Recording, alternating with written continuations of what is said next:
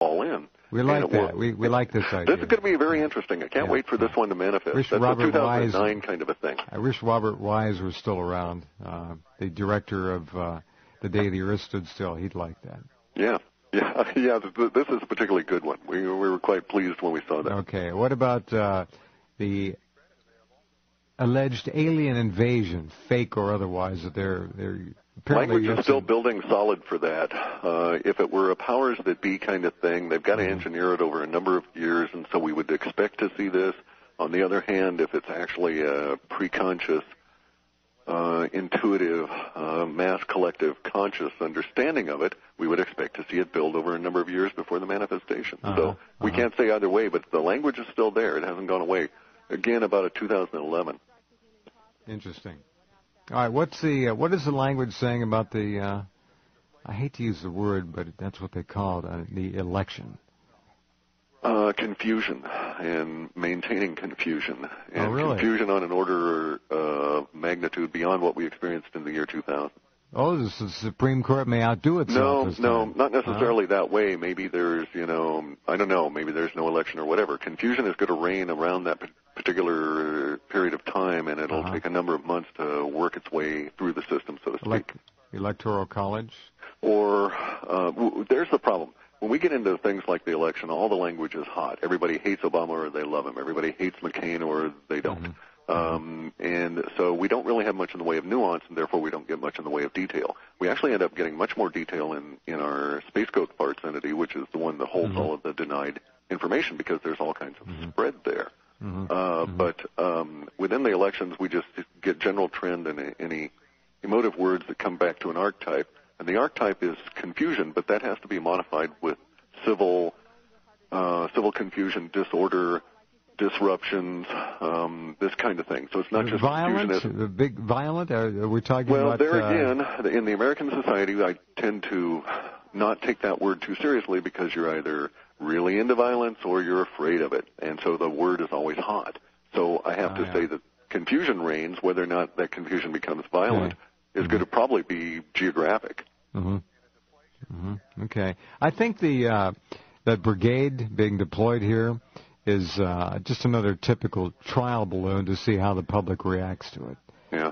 It's clearly not something that could be projected into any area with any great strength. I don't see. And would be a real serious if they did. If you split them up among the states, you got like 38, 50 troops or whatever. But if you sent them in en masse, then you had 3,000 to 5,000 American battle-hardened troops descending on some poor town and shooting the hell out of it.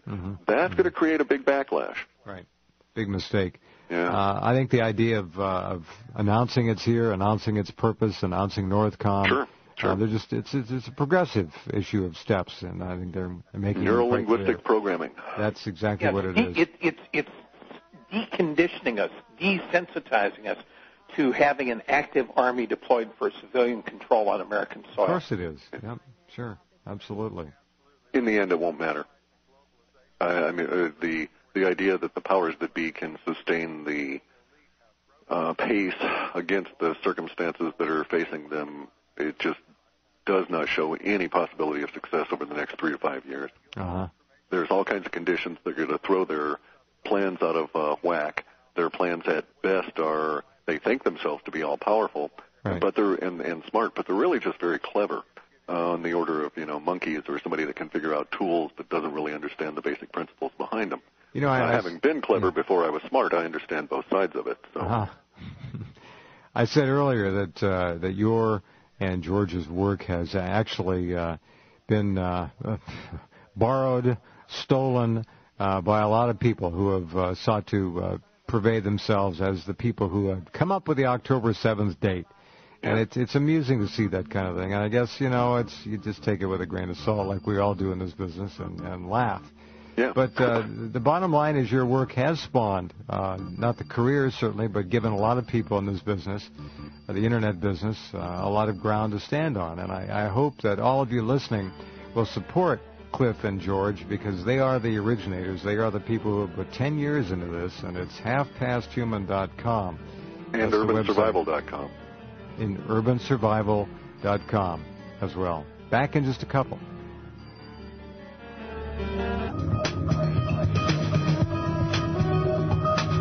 Okay, and we're back. George and Clif, halfpasthuman.com. All right, gentlemen, we are now getting close. 9:30 Pacific time, they're about. We're looking at 12:10 a.m. Pacific time for some turning point that causes the beginning of release language in your data. And this is something we want to point out that didn't just arrive in your database and raw data in the last couple of weeks. This has been going on for a long time. When did this building language begin?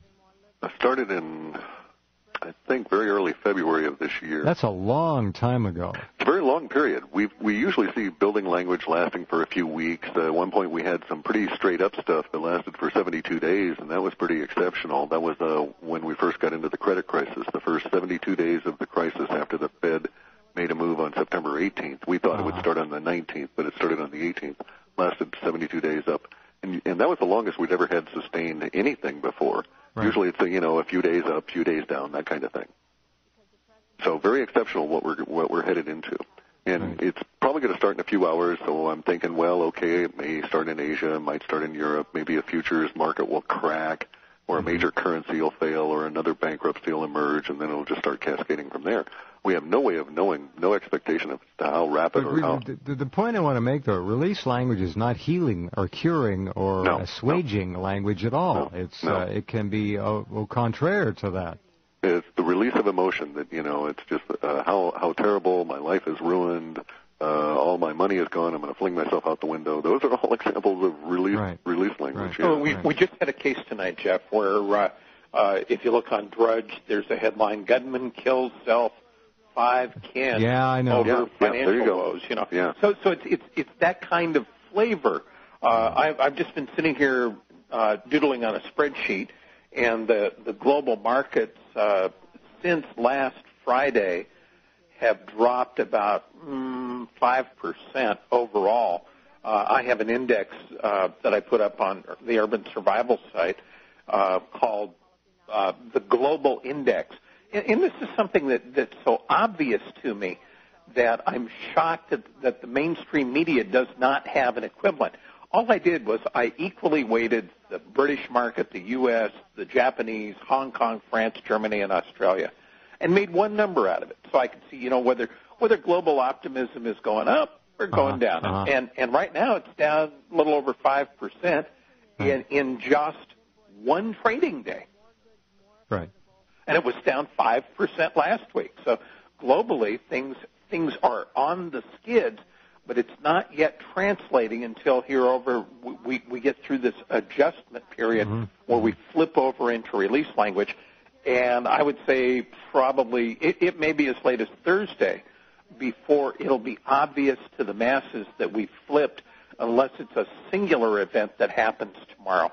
And even then, a singular event that would cascade for 6 months seems unlikely. So if it is a singular event, it's going to be a smaller one that really kicks us off, and then we'd start rolling. Yeah. I don't want to belabor the point, but I do get emails from people saying, "Oh, the release language means it's over." I said, no. No. Yeah, it means your gut clenching and fear is over, but now it's because it's manifest. That's right. Whatever you were afraid of is here, and you have to deal with it. Here's the very latest from Reuters, Hong Kong. Panic about how the U.S. and European governments have not yet found a solution. Well, funniest thing. To the plague sweeping through the global financial system, hit the Asian stocks again on Tuesday and lifted gold prices. The South Korean won dropped 5.7% to the lowest in more than 7 years against the U.S. dollar as investors focused on the country's relatively high levels of debt, despite assurances from the government that Asia's fourth largest economy was not facing a currency crisis.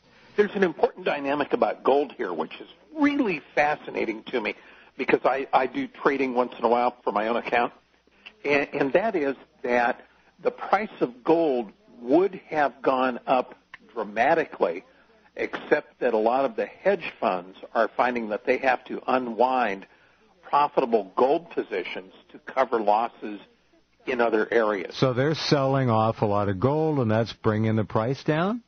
Yeah. Or keep containing it.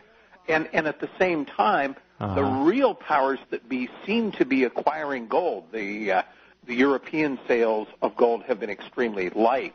So someplace there are big players that are loading up on it. Well, you saw what the Fed owns in the underground vault in New York. Oh, yeah. Gigantic store of gold. Yeah. Huge. Well, yeah. But relatively, we have to acknowledge that if we were to go to a gold-based currency, there's 4 billion ounces that have been extracted from the planet, not all of them available to us for various different reasons, sunk in ocean and this kind of thing. So there's less than 1 ounce of gold per person on the planet. I love going back to people like Buckminster Fuller, who did resource analysis and played with all of these kind of numbers, because it makes a lot of sense. At less than 1 ounce, well, we're all going to have to share. And these people that are hoarding all of this, the Fed, which is a private consortium of basically, as Bush would say, evildoers, although he'll never apply that term to himself because he's not self-aware or even self-analyzing, as most of these people are not. They are the ones that are causing the problem and the suffering that's going to occur. And we can stop this. We can stop this in a nonviolent way by opting out of the system en masse and tending to our own needs and tending to the needs of our neighbors in a manner that does not involve us with the corporatocracy. The minute we remove our approval from them, we are like Gandhi telling the British, you will walk out of here, because you cannot garrison a country of millions with a few 100,000. No. And the same is true of the powers that be. They cannot garrison a planet of billions without our consent. The minute we stop consenting to this, and it may mean that a lot of people will have to die for their integrity, and that I see coming in the data.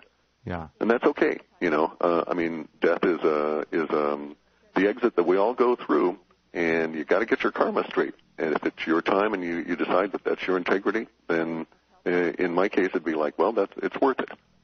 Really kowtow to these toads.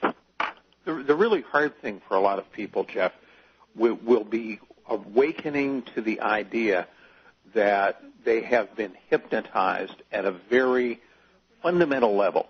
The whole notion of status, in American history classes when toys, of course. Yeah. I mean, we look back at the sale of Manhattan for a box of beads, and yet we'll work 100 hours a week to get a shiny new Beamer.